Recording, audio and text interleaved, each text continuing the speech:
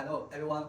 Today I will introduce the application of our winsok MOSFET in electric tools.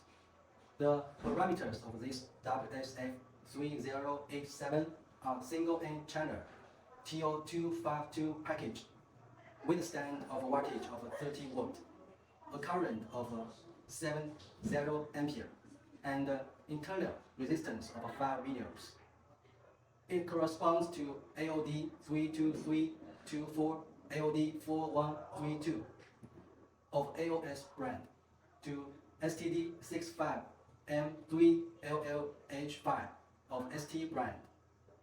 This MOSFET can also be used in e-cigarettes, medical care, wireless charging, motors, drones, car chargers, controllers, digital products, small house applications, consumer electronics, and so on. As we know, handheld electric tool can effectively reduce the amount of human labor, reduce labor intensity.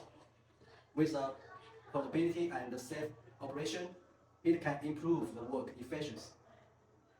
The performance of a brushless motor depends largely on the motor driver, and the MOSFET also play an important role on the motor driver.